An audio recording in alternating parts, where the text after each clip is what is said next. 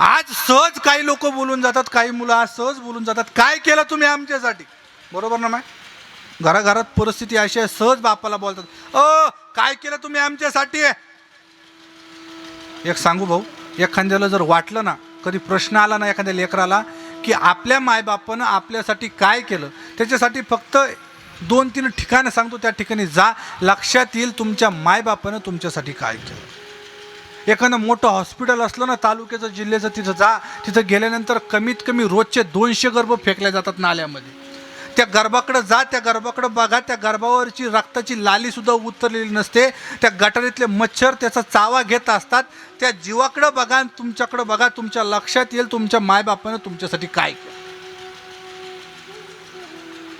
रस्त्यावर जे लोक काम करतात का डांबरी रस्त्याचं, त्यांचे लेकरं बघा आणि तुमच्याकडं बघा, तुमच्या लक्षामध्ये येईल तुमच्या मायबापानं तुमच्यासाठी काय केलं. आयुष्य मायबाप आपल्या लेकरासाठी समर्पित करत असतात. हा, काय कुठं जायची गरज नाही महाराज, कुठंच नाही, कुठंच नाही. फक्त आई बापाची सेवा मनापासून जरी केली तरी महाराज कोणत्याच देवाच्या दरबारात जाऊन डोकं टेकायची गरज नाही महाराज. जोपर्यंत आपला म्हातारा बाप जोपर्यंत जिवंत आहे तोपर्यंतच. मेल्यानंतर मावळादावर महाराज त्या ठिकाणी घराच्या धाब्यावर स्लॅबवर निवद ठेवण्यामध्ये आणि पंक्ती घालण्यामध्ये मजा नाही. अरे जिंदे बाप को रोटी न देवे मरे बात पछताइए, आणि मुठभर दाणे दाबे रखीन कौवा बाप बोलाइए. परिस्थिती अशी झाली महाराज. जो बाप आयुष्यभर स्वाभिमानाने जगतो आणि मुलगा जर विचारत असेल बाबा तुम्ही आमच्यासाठी काय केलं, तर याच्यापेक्षा लाजिरवाणी गोष्ट कोणतीच नाही. लक्षात, आयुष्य जर व्यवस्थित जावं वाटत असेल तर माणसाने पहिले या सगळ्या गोष्टीतून जर आपलं म्हातारपण सोयीस्कर जावत असेल तर मुलांना योग्य संस्कार लावा. संस्कार जर लावले तर मुलं योग्य रस्त्यावर चालतील, देवाचं नामस्मरण तर करतीलच, पण आयुष्यभर तुम्हाला मरूपर्यंत तुम्हाला सांभाळतील, ही 100% शाश्वती आहे.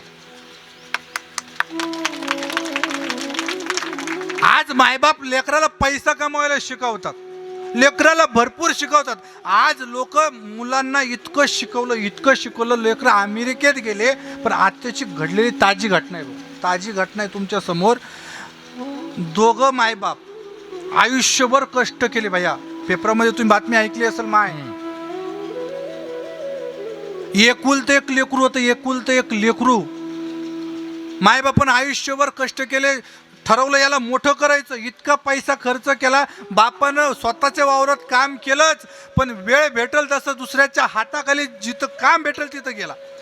माईनं घरची शेती केली, शेजारचे महाराज त्या ठिकाणी रोजाने गेली, पैसा कमावला. फक्त आपल्या लेकराला उच्च गादीवर बसवायचंय, लेकराला मोठं करायचं. आयुष्यभर लेकरासाठी कष्ट केले.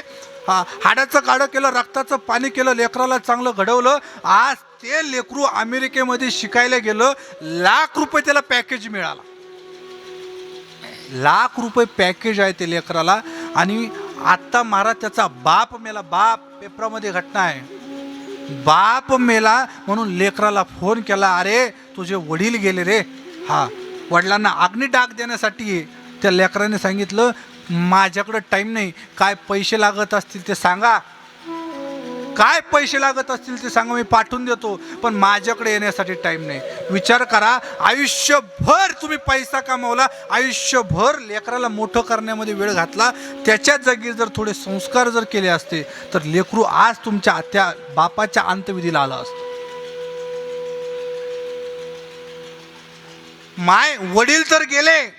वडील गेले, अंत्यविधी गावातल्या लोकांनी केला. स्वतःचं पोटचं लेकरू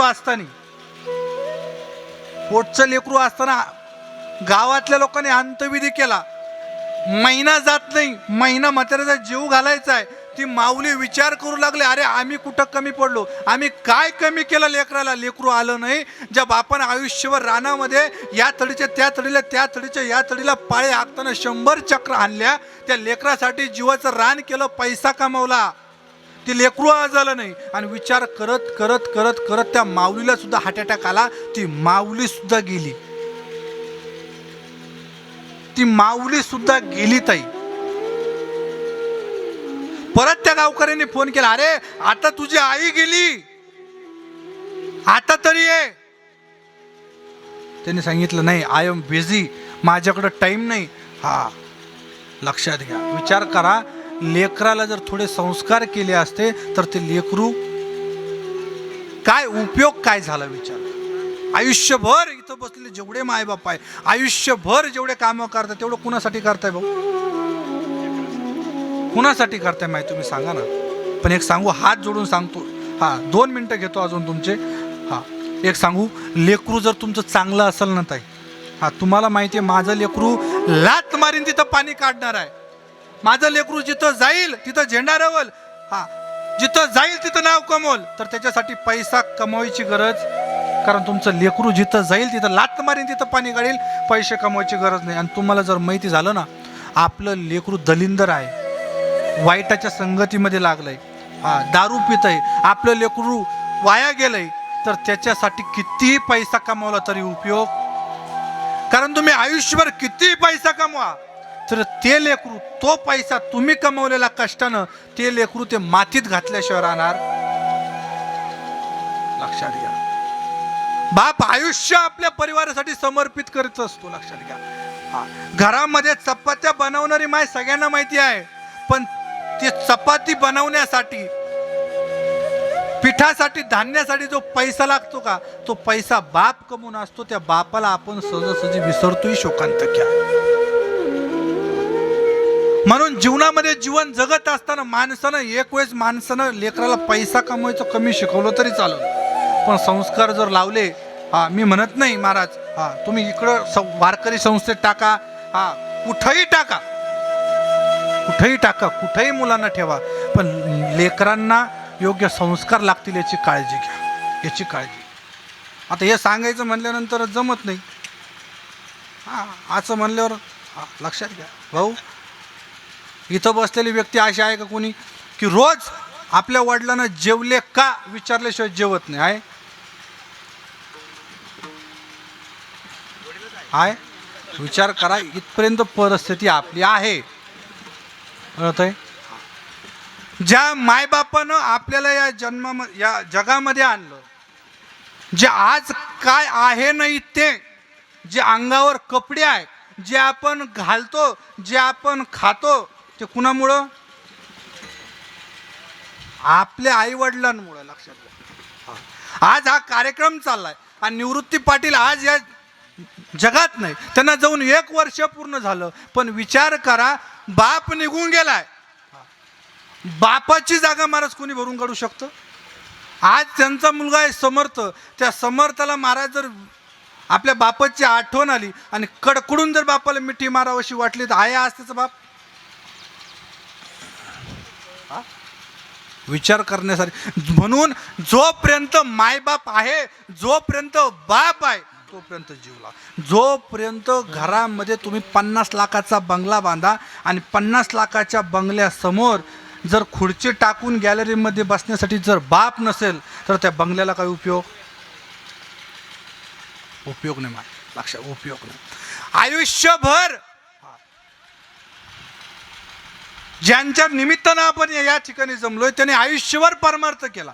ज्यावेळेस मी जमलो महाराज, मला पोच पावती ही वारकऱ्याकडून मिळत असते.